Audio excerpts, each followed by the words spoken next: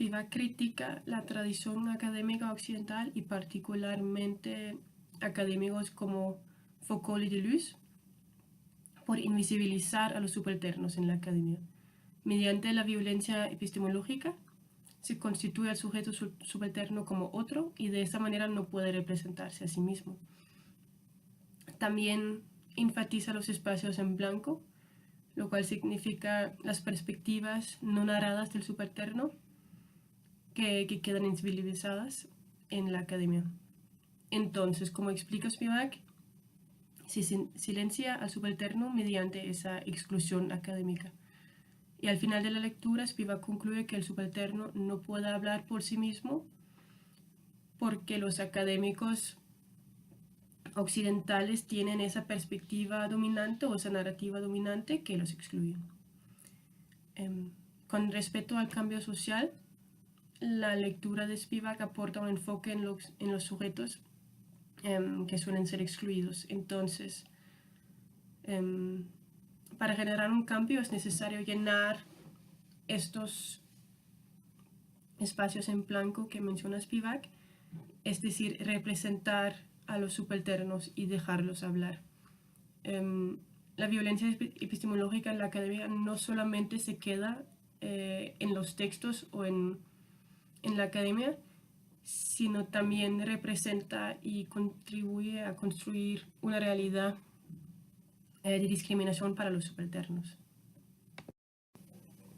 Lo que nos llamó más la atención de la lectura de Spivak era lo complicada y difícil que fue de leer para nosotras, y pensamos que puede haber varias explicaciones por eso. Primero, hay que recordar que Spivak es de la India, entonces se supone que ella tiene una tradición académica diferente a la occidental que conocemos nosotras.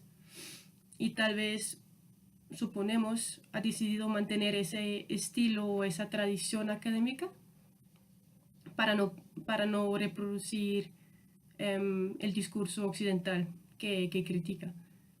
Y segundo, también puede considerarse un proceso o una estrategia de descolonización, porque si el texto pone resistencia, digamos, al lector, y probablemente un lector occidental, también pone resistencia hacia la colonización académica. Y si el lector occidental no puede acceder fácilmente al texto, tampoco puede colonizarlo y colonizar sus conceptos y apropiarlos como propios. Mohanty es una feminista postcolonial que analiza la construcción discursiva de las mujeres del tercer mundo en diversos textos feministas occidentales, evidenciando cómo colonizan de forma discursiva sus heterogeneidades, reproduciendo nociones monolíticas, singulares y transculturales que denotan la diferencia del tercer mundo, y con lo que se anula la complejidad constitutiva de estas mujeres, relacionada a su contexto político e histórico. En estos casos, las mujeres del tercer mundo han sido definidas como víctimas, sin mayor capacidad de acción.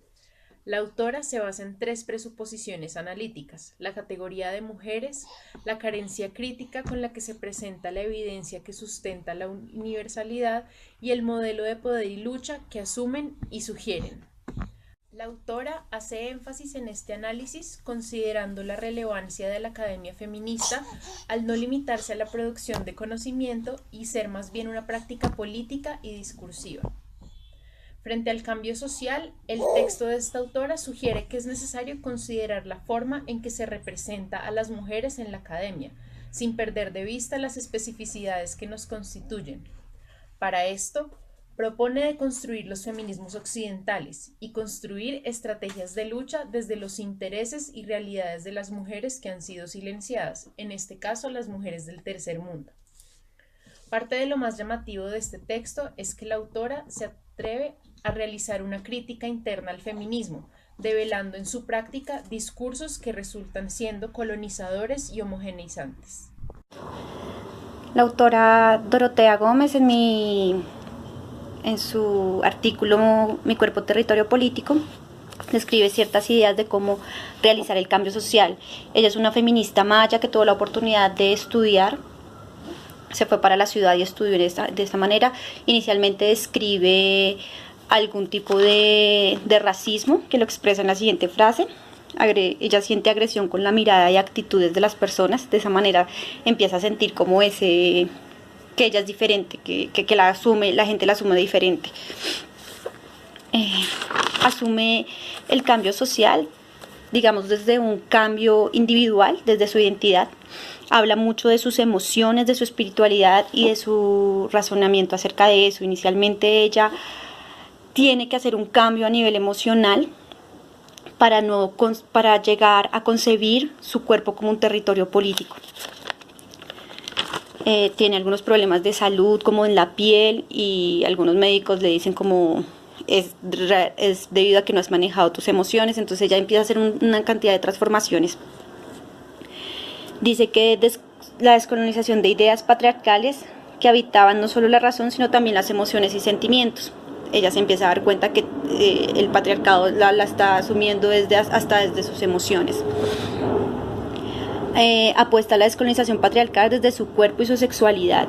Entonces ella asume su cuerpo como un territorio político porque lo ve como algo histórico y no biológico. Entonces es una construcción histórica desde su crianza, desde el contexto donde ella vive y las vivencias que ella ha tenido. Hace un análisis del feminismo, de las lesbianas feministas maya. Identifica que las lesbianas asumen posturas masculinas, que no hay una conciencia política de desestructurar el patriarcado, sino que ellas mismas representan el patriarcado en sus relaciones. Entonces también hay una persona que asume violencia en la relación. Entonces ella critica esto, que realmente no hay, a pesar de ser feministas lesbianas, no se han asumido esa desestructuración. Lo que más me llamó la atención fue una frase que dice como: soy lesbiana feminista por opción política y no por orientación sexual. Me pareció supremamente subversiva y resistente. La he pensado mucho porque me pareció un texto muy fuerte.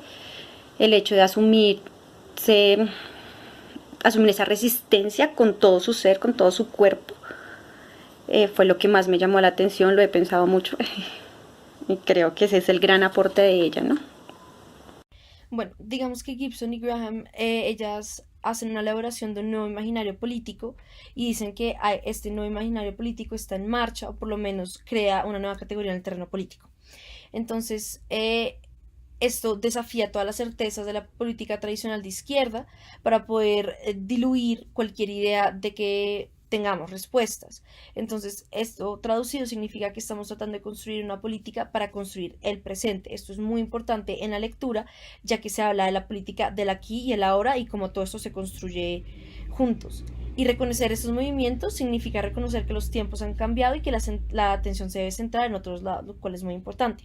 Todo esto tiene una inspiración en la segunda ola feminista y sobre todo el hecho de que está arraigada en las personas. Entonces no solo se abarca la política de la ubicuidad en una manifestación global, sino que también una política del lugar manejado por mujeres. Entonces las autoras se ven parte de un nuevo tipo de activismo económico alternativo que reteoriza el capitalismo y reforma la economía del aquí y el ahora. Entonces su objetivo es generar unas economías desde una perspectiva creativa, pensando la economía desde un lugar con posibilidad de intervención y no únicamente como una única variable que no se puede tocar. El problema, digamos, en general es que la preformatividad de la representación económica es un problema, valga la redundancia, porque nuestro pensamiento político tiende a centrarse en este concepto teórico y dejamos de lado el punto de vista emocional. Entonces, eso significa que hay una pobreza en la subjetividad económica, ya que tiene escasas posturas de identidad y la idea de que solo mediante una intervención colectiva masiva se produce el único cambio. En este sentido, yo considero que hay 5 propuestas centrales en las lecturas. Desnaturalizar el predominio capitalista, entonces se necesita definir el capitalismo de manera clara y mínima. El capitalismo pensado como un sistema, ya que pues no es así y se debe convertir en algo que se puede argumentar, no en algo dado. La tercera, una política de retorno de la economía a un ámbito local. La necesidad de un nuevo lenguaje económico que prevé y autocultiva al individuo para poder promulgar otras economías e iniciar la búsqueda colectiva de experimentación económica. La quinta es la política de la posibilidad, ya que no consiste solamente en ponerla ahí afuera, sino que se tiene que sostener con un trabajo de crear un espacio apropiado para que exista. Y todo esto se da mediante como el humor y la alegría para que esos puntos valgan. Entonces ahí es cuando la poesía y la acción política se juntan y todo esto revuelve a que el arma secreta es el lenguaje. Entonces, el lenguaje permite una revisión de poder y una reautorización de la revolución que se desplaza de las estrategias tácticas a los afectos. Algo que me pareció muy interesante es cómo uno puede tener una identidad local arraigada a sus circunstancias locales, pero también la puede poner en diálogo con lo mundial. Y este diálogo existe a servicio de lo local, lo cual refuerza la idea como el aquí y el ahora de la que hablaban las autoras anteriormente. Entonces, digamos que las autoras identifican como práctica ética el proceso complicado de cambiar el ser, el pensamiento y el mundo.